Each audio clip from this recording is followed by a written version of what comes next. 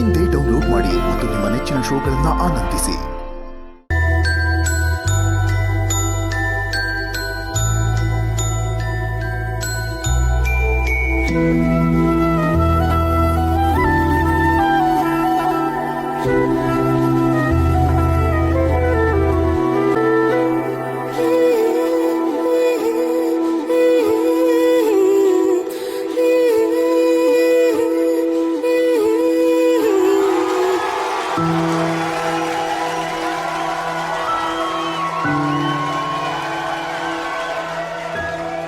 ನಿರೂಪಕಿಯಾಗಿ ನಾನು ವೇದಿಕೆಗಳಲ್ಲಿ ಸಾಕಷ್ಟು ಟ್ರಿಬ್ಯೂಟ್ ಪರ್ಫಾರ್ಮೆನ್ಸ್, ಡೆಡಿಕೇಶನ್ ಪರ್ಫಾರ್ಮೆನ್ಸ್ ನಾನು ನೋಡಿದೀನಿ. ಒಬ್ಬ ಟ್ರೂ ಹೀರೋಗೆ ಸಲ್ಲಬೇಕಾದಂತಹ true dedication was this performance sir.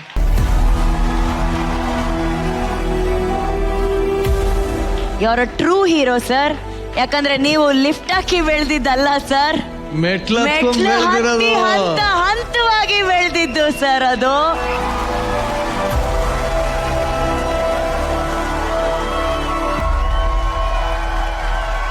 99 ಸಿನಿಮಾಗಳಲ್ಲಿ ಕ್ಯಾರೆಕ್ಟರ್ ಆರ್ಟಿಸ್ಟ್ ಆಗಿ ಮಾಡಿ ನಗಿಸಿ ಪೋಷಕನಾಗಿ ಬೇರೆ ಪಾತ್ರಗಳಿಗೆ ಪ್ರೋತ್ಸಾಹಿಸಿದಂತಹ ಒಂದು ವ್ಯಕ್ತಿತ್ವ 100ನೇ ಸಿನಿಮಾಗೆ ಬಂದ್ರೂ ಕೂಡ ಆ ಒಂದು ಸಿನಿಮಾ 100 ಸಿನಿಮಾಗೆ ಸಮ ಅಂತ ತೋರಿಸ್ಕೊಟ್ಟಂತ ಹೀರೋ ಸರ್ ನೀವು.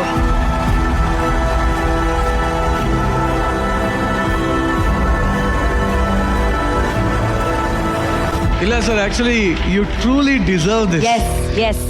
ನಾನು ಅದನ್ನು ನೋಡಿ ಇಲ್ಲಿ ಕುತ್ಕೊಂಡು ಮಾತಾಡೋಷ್ಟು ದೊಡ್ಡವನಲ್ಲ, ನಾನು ಅಲ್ಲಿಗೆ ಪ್ಲೀಸ್ ಸರ್, ಪ್ಲೀಸ್.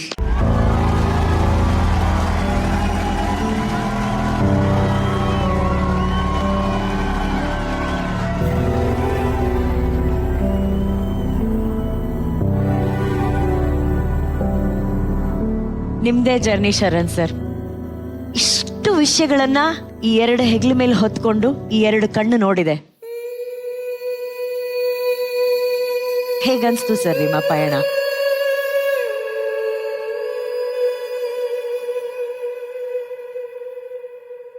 ನನಗೆ ಗೊತ್ತಿಲ್ಲ ಎಲ್ಲಿಂದ ಶುರು ಮಾಡ್ಬೇಕು ನಾನು ಅಂತ. ತುಂಬ ಸಿಕ್ಕಾಪಟ್ಟೆ ವಿಷಯಗಳಿದೆ.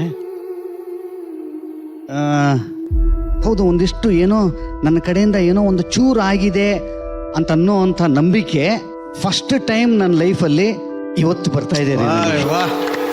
ಇವತ್ತು ಬರ್ತಾ ಇದೆ ನನಗೆ. ನನ್ನ ಮನೆಯಲ್ಲಿ ನಮ್ಮ ತಂದೆ ತಾಯಿ ನನ್ನನ್ನು ಕಲಾವಿದ ಮಾಡಬೇಕು ಅಂತಾರೆ. ನಾನು ಅದಕ್ಕೆ ವಿರುದ್ಧ, ನಾನು ಬೇಡ ಅಂತೀನಿ. ನನಗೆ ನಂಬಿಕೆ ಬರ್ತಾ ಇಲ್ಲ ಅಂತ ಅನ್ನೋದ್ರಲ್ಲಿ ನಾನು ಹೆಂಗ್ರಿ ನಾನು ಟ್ರೈ ಮಾಡಲಿ. ನಮ್ಮಪ್ಪ ನನಗೂ ನಮ್ಮಪ್ಪಂಗೂ ನನಗೂ ಭಲೇ ತಿಕ್ಕಾಟ ಈ ವಿಚಾರದಲ್ಲಿ. ಮಾಡಲೇಬೇಕು ಅಂತ ಅನ್ನೋವಂಥದ್ದು ಬರುತ್ತೆ. ಅದೇ ಒಂದೇ ಕಾರಣಕ್ಕೆ ಮನೆ ಬಿಟ್ಟು ಹೋಗ್ತೀನಿ ನಾನು ಮನೆ ಬಿಟ್ಟು ಹೋಗೋ ಟೈಮಲ್ಲಿ ನನ್ನ ಜೋಬಲ್ಲಿ 1,000ನೋ 1,500ನೋ ದುಡ್ಡಿರುತ್ತೆ ನನಗೆ. ಅದು ನನಗೆ ಅಲ್ಲಿಂದನೇ ಶುರು ಮಾಡಬೇಕು ನನ್ನ ಲೈಫನ್ನ ಅಂತ ಅನ್ನೋವಂಥದ್ದು ನನ್ನ ತಲೆಗೆ ಬರುತ್ತೆ. ನನ್ನ ಲೈಫು ನಾನು ಕಟ್ಕೋಬೇಕು ಲೈಫ್ ಅದನ್ನ ಅಂತ ಅನ್ನೋವಂಥದ್ದು. ಅದು ನಾಳೆ ಹೀರೋ ಆಗ್ತೀನಿ, ಇನ್ನೇನೋ ಆಗ್ತೀನಿ, 1 ಕೋಟಿ ಸಂಪಾದನೆ ಮಾಡ್ತೀನಿ ಅಲ್ಲ. ನಾಳೆ ಊಟ ಅದು ನನ್ನದಾಗಿದ್ರೆ ಅದಕ್ಕಿಂತ ದೊಡ್ಡ ಗೆಲುವು ಇನ್ಯಾವುದೂ ಇಲ್ಲ ಅಂತ ಅನ್ನೋವಂಥದ್ದು ನನಗೆ. ನಾಳೆ ಊಟ ನನ್ನದಾಗಿರಬೇಕು ಅಂತ ಅನ್ನೋವಂಥದ್ದು, ನಾಳೆ ನನ್ನ ತಟ್ಟೆಯಲ್ಲಿ ಬರುವಂಥ 2 ಇಡ್ಲಿ ನನ್ನದಾಗಿರಬೇಕು ಅಂತ ಅನ್ನೋವಂಥದ್ದು. ಫಸ್ಟ್ ಟೈಮ್ ನನ್ನ ದುಡಿಮೆ ಆದ ನಂತರ ನನ್ನ ತಟ್ಟೆಗೆ ಅನ್ನ ಬರುತ್ತೆ ಗೊತ್ತಾ. ನನ್ನ ತಟ್ಟೆಯ ನನ್ನ ಅನ್ನ ಅಂತ ಅನ್ನೋವಂಥ ಒಂದು ಭಾವನೆ ಇದೆ ಗೊತ್ತಾ. ಅದು ನನಗೆ ಯಾವ ಆಸ್ಕರ್ ಅವಾರ್ಡೂ ನನಗೆ ಅದು ಖುಷಿ ಕೊಡಲ್ಲ ರೀ. ನನಗೆ ಎಲ್ಲ ಬಾಗಿಲುಗಳು ಮುಚ್ಕೊಂಡು ಹೋಗ್ಬಿಡುತ್ತೆ ಬದುಕಲ್ಲಿ. ಇದನ್ನ ಮಾಡ್ತೀನಿ ಅದು ಫೇಲು, ಅದನ್ನ ಮಾಡ್ತೀನಿ ಅದು ಫೇಲು, ಇದನ್ನ ಮಾಡ್ತೀನಿ ಅದನ್ನ ಫೇಲು, ಎಂಥದ್ದು ಇಲ್ಲ. ಒಂದು ಬಾಗಿಲು ಮಾತ್ರ ತೆಗೆದಿರುತ್ತೆ, ಅದು ಕರೀತಾ ಇರುತ್ತೆ ನನ್ನನ್ನು.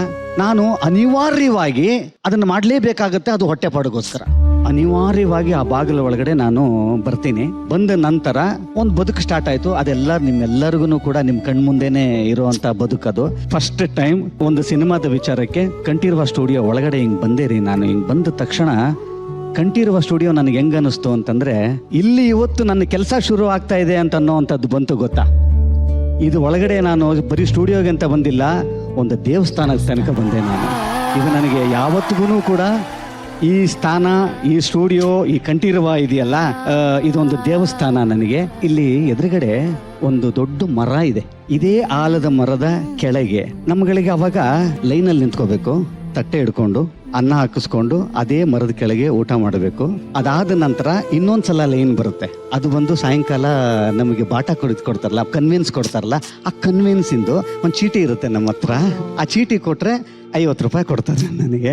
ಅದೇ ಮರದ ಕೆಳಗೆ ಅದು ಸಾಕ್ಷಿ ಆಗಿರೋವಂಥದ್ದು. ಆ ಮರದ ಕೆಳಗಿನ ಪಕ್ಕದಲ್ಲಿ ಈ ಥರದ್ದೊಂದು ಆಗುತ್ತೆ ಇವತ್ತು ಅಂತ ಅನ್ನೋವಂಥದ್ದು ಇದೆ ಗೊತ್ತಾ. ಇದಕ್ಕಿಂತ ಶರಣ್ಗೆ ಜರ್ನಿ ಇದೆ ಗೊತ್ತಾ, ಜಿಯೋಗ್ರಫಿಕಲ್ ಜರ್ನಿ ಫ್ಯೂ ಮೀಟರ್ಸ್ ಅಷ್ಟೇ. ಇವತ್ತು ನನ್ನ ಜರ್ನಿಗೆ ಸಾರ್ಥಕತೆ ತಂದ್ಬಿಟ್ರಿ ರೀ ನೀವು. ದೊಡ್ಡ ಸಲಾಮ್ ನಿಮಗೆ. ನಾನು ಏನನ್ನೂ ಮಾಡಿಲ್ಲ ಅಂತಾನೆ ನಾನು ಯಾವಾಗ್ಲೂ ಸತ್ಯ. ನಾನು ರಾತ್ರಿ ಮಲಗ್ಬೇಕಾರೆ ನೀನೇನೋ ಮಾಡಿದೆ ಅಂತಂದ್ರೆ ನಾನು ಏನೂ ಮಾಡಿಲ್ಲ ಅಂತಾನೆ ಹೇಳುತ್ತೆ ನನ್ನ ಕಾನ್ಫಿಡೆನ್ಸ್. ಅದು ಅಲ್ಲಿ ಕರ್ಕೊಂಡ್ಬಂದು ಕ್ಲಾಪ್ ಮಾಡಿದ್ರು ನೋಡ್ರ. ಕ್ಲಾಪ್ ಮಾಡುವಂತ ಟೈಮಲ್ಲಿ ಯಾರು ಏನಂದ್ರೆ ಹೇಳಿ, ನೀನ್ ಹೀರೋ ಆಗ್ತೀಯ ಕಣೋ. ಅದು ಕೂಡ ನಾನು ಆಗಿದ್ದಲ್ಲ, ಅಲ್ಲಿ ಕೂತಿದಾರೆ ನೋಡ್ರಿ ಅಲ್ಲಿ. ಅಂತವ್ರೆಲ್ಲ ಮಾಡಿರೋದು ನನ್ನನ್ನ. ನನಗೇನೋ ಗೊತ್ತಿಲ್ಲ, ಅದೃಷ್ಟ ನನಗೆ. ಮೊದಲನೇ ಸಿನಿಮಾ, 2ನೇ ಸಿನಿಮಾದಲ್ಲಿ ರಮೇಶ್ ಅಂತವರ ಮಹಾನ್ ನಟರ ಜೊತೆಲಿ ಆಕ್ಟ್ ಮಾಡುವಂತ ಅವಕಾಶ ಸಿಗುತ್ತೆ ರೀ ನನಗೆ. ನನ್ನನ್ನು ಹೊಸಬನ್ ತರ ನೋಡ್ಲಿಲ್ಲ. ಸಾಕತ್ತಾಗಿ ಮಾಡ್ತಿರಾರಿ ನೀವು ಅಂತಾನೆ ಹಿಂಗ್ ಬೆನ್ ತಟ್ಟಿದ್ರು ಗೊತ್ತಾ. ಆ ಬೆನ್ ತಟ್ಟಿದ ಫೋರ್ಸ್ ಎಲ್ಲಿ ತನಕ ಇತ್ತು ಅಂತಂದ್ರೆ 25 years ಆಯ್ತು ಇವತ್ತು ನಾನು ಬಂದು ಇಲ್ಲಿ ತನಕನೂ ಕೂಡ. ಆ ಫೋರ್ಸ್ ಬೆನ್ ತಟ್ಟಿರೋ ಅಂಥದ್ದು ಇಲ್ಲಿ ತನಕ ಬಂದು ನಿಲ್ಸಿದೆ ನನ್ನನ್ನ. ಎಲ್ಲ ಕೆಲಸದ ರಂಗದಲ್ಲೂ ಕೂಡ ಕೆಲಸ ಕಲಿಸಿ ಆದ್ಮೇಲೆ ನಿಮ್ಮನ್ನ ಕೆಲಸಕ್ಕೆ ಸೇರಿಸ್ಕೊತಾರ್ರಿ. First time in the history ಕೆಲಸ ಕೊಟ್ಟು ಕೆಲಸ ಕಲಿಸಿದೆ ನನಗೆ ಇಂಡಸ್ಟ್ರಿ. ಕೆಲಸ ಕೊಟ್ಟು ಕೆಲಸ ಕಲಿಸಿದೆ ನನಗೆ. ಅದೊಂದೇ ವಿಚಾರಕ್ಕೆ ಸಿನಿಮಾ ಇಂಡಸ್ಟ್ರಿಗೆ ಇವಾಗ ಹೇಳ್ತೀನಿ ಸತ್ಯವಾಗ್ಲೂ, ಇನ್ನೂ 7 ಜನ್ಮ ಅಂತ ಇದ್ರೂ ಕೂಡ ಇದ್ರ ಋಣ ನಾನು ತೀರ್ಸಕ್ಕಾಗಲ್ಲ. ನೆನಪಲ್ಲಿ ಇಟ್ಕೊಳ್ಬೇಕಾದಂಥ ಅವಾರ್ಡು, ನೆನಪಲ್ಲಿ ಇಟ್ಕೋಬಹುದಾದಂಥ ಒಂದು ದಿನ ಶರಣ್ಗೆ ಆಗತ್ತೆ ಅಂತ ಅನ್ನೋದಾದ್ರೆ ಇವತ್ತು ನಡೆದಿರೋವಂಥ ಒಂದು ಟ್ರಿಬ್ಯೂಟ್ ನನಗೆ ಅಂತ ಕೊಟ್ಟಿರೋವಂಥದ್ದೇನೆ. ನನಗೆ ಸಿಕ್ಕಿರೋ ಗೆಲುವಲ್ಲ, ಕಾಮಿಡಿ ಅನ್ನೋ ಕ್ಷೇತ್ರಕ್ಕೆ ಸಿಕ್ಕಿರೋವಂಥ ಗೆಲುವಿದೆ. Thank you so much. ನಾನು ಇದಕ್ಕೆ ಮೇಲೆ ಏನು ಮಾತಾಡಬೇಕು ನನಗೆ ಅರ್ಥ ಆಗ್ತಾ ಇಲ್ಲ. Thank you so much.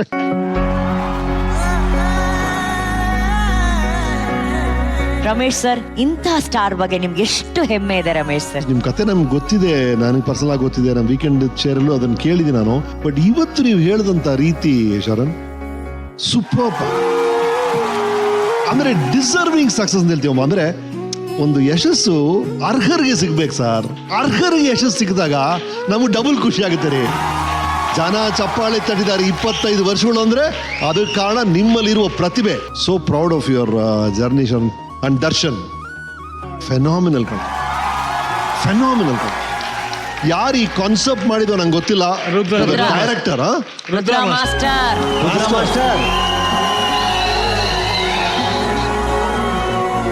ಶರಣ, ನಾನು ತುಂಬಾ ಖುಷಿಯಿಂದ ಮಾತಾಡ್ತೀನಿ. Thank you. ಇವರ ಸಚ್ ಎ ಬ್ಯೂಟಿಫುಲ್ ಸೋಲ್. ಅಂದ್ರೆ ಹೆಂಗ್ ಹೇಳೋದು ಶರಣ, ನೀನು ಒಳ್ಳೆ ಮನುಷ್ಯ, ಒಳ್ಳೆ ಕಲಾವಿದ, ಒಳ್ಳೆ ಗಾಯಕ, ಒಳ್ಳೆ ಸಹೋದರ. I am so proud of you. Thank you. ಆಮೇಲೆ ದರ್ಶನ್, ಅಯ್ಯೋ